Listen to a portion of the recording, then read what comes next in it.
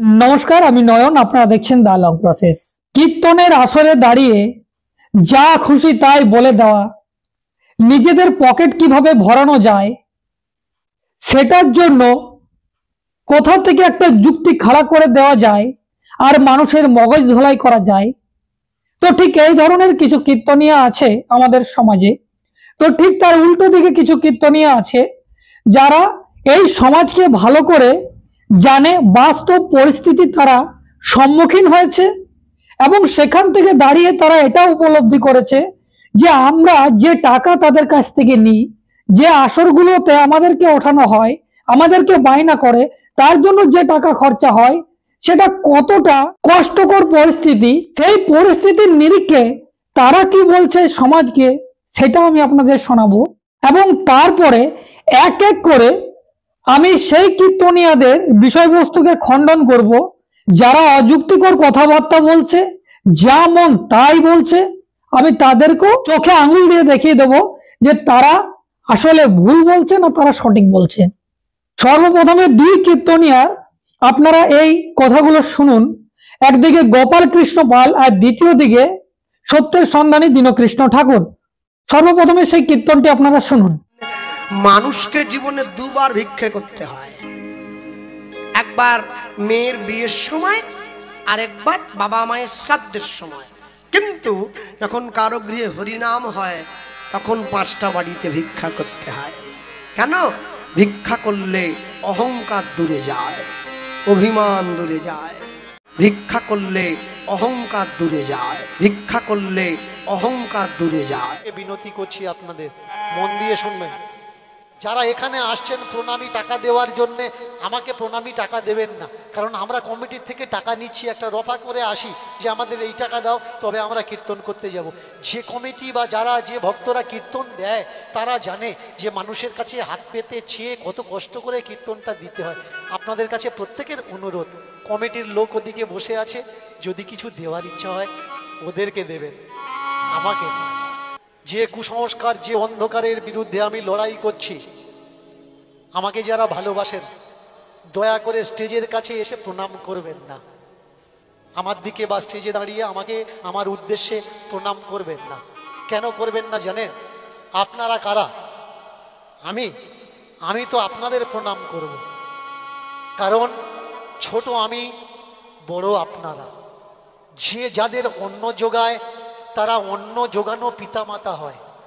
আপনাদের বাড়ি আসি, আপনারা আমাকে যে টাকা দেন সেই টাকায় আমার বাড়ির চুলোটা জ্বলে, ভাতটা হয়, রান্না হয়, আমরা খেয়ে দিয়ে লালিত পালিত হই।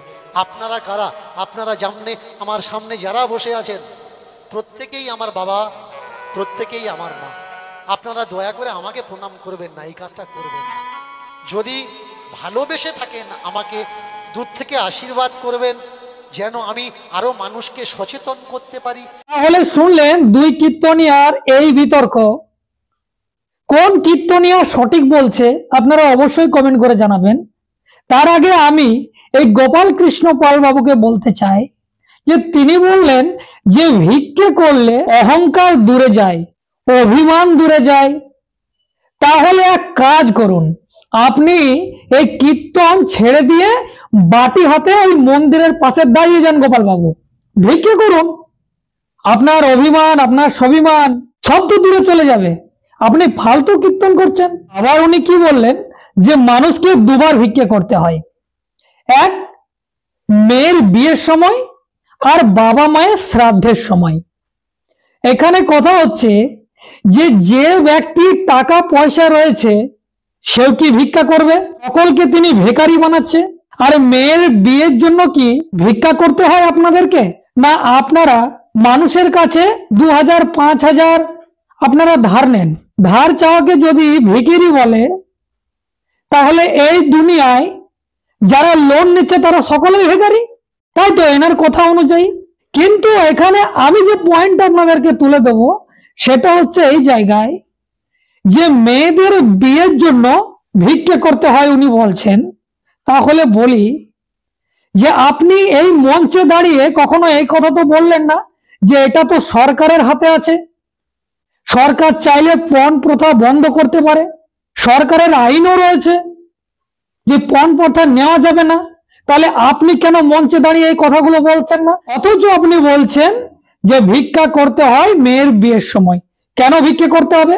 পণ প্রথা উড়িয়ে দিলেই হয়, পণ প্রথা বন্ধ করে দিলেই হয়। আপনার তো এইগুলো সমাজ সচেতনমূলক কথা বলবেন না, কিন্তু কি করে পকেটটা মোটা করতে হয় সেটা ভালো করে জানেন, সেটা বলবেন। দ্বিতীয় দিকে বাবা মায়ের শ্রাদ্ধের সময় ভিক্ষা করতে হয়। আরে মশাই, এই যে শ্রাদ্ধের রীতিনীতি, শ্রাদ্ধের পরম্পরা, এটা কারা তৈরি করেছে? এই তো আপনারাই তৈরি করেছেন, আপনাদের বাপ কাকারা তৈরি করেছে, আপনাদের মহাপুরুষেরা তৈরি করেছে।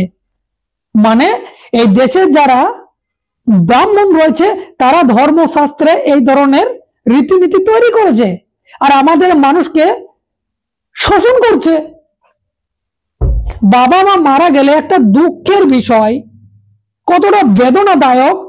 সেখানে বাবা মাকে স্বর্গে পাঠানোর জন্য, তাদের আত্মার শান্তি কামনার জন্য কেউ 500 লোককে খাওয়াতে হবে, কেউ 1000 লোককে খাওয়াতে হবে, 100 লোককে 200 লোককে ভুড়ি ভোজ করাতে হবে।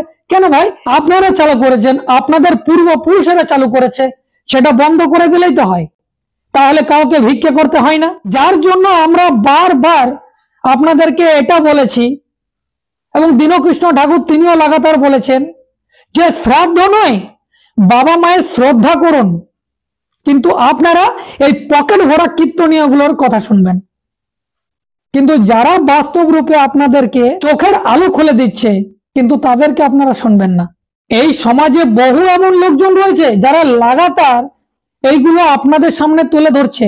আপনারা তাদের কথা অবমাননা করে এই সমস্ত কীর্তনিয়া, বাবা, ঢাবা, এই সাধু, গুরু, বৈষ্ণব যারা ভণ্ড, তাদেরই রাগ লাগবে এই কথাগুলো। যারা ভণ্ড নেই তাদের রাগ লাগবে না? তো তাদের কথা শুনে এই শ্রাদ্ধ করছেন, নাহলে পণ দিতে হবে, এগুলোকে বন্ধ করতে হবে। মেয়ের বিয়ের জন্য কেন পণ দেবেন? আপনাকে রুখে দাঁড়াতে হবে? বাবা মায়ের শ্রাদ্ধ করে 100,000 লোককে কেন খাওয়াবেন? আপনাদেরকে রুখে দাঁড়াতে হবে? তার জন্য শ্রদ্ধা করুন, বাবা মায়ের একটা চিত্র সামনে রাখুন। তারপরে রাখার পরে সে আপনাকে কত কষ্ট করে মানুষ করেছে, তিল তিল করে টাকা সঞ্চয় করে সেই প্রাসাদ দাঁড় করিয়েছে যেখানে আপনি রয়েছেন।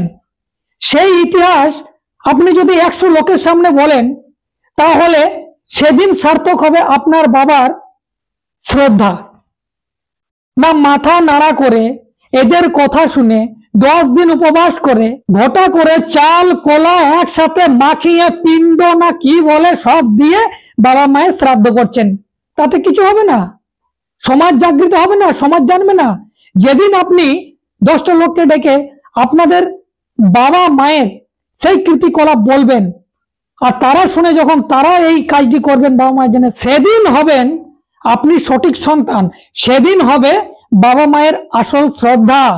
তো এই সমস্ত কীর্তনীয় গুলো শুধু নিজের পকেট ভরার জন্য যা খুশি তাই মঞ্চে এসে বলে দেয়।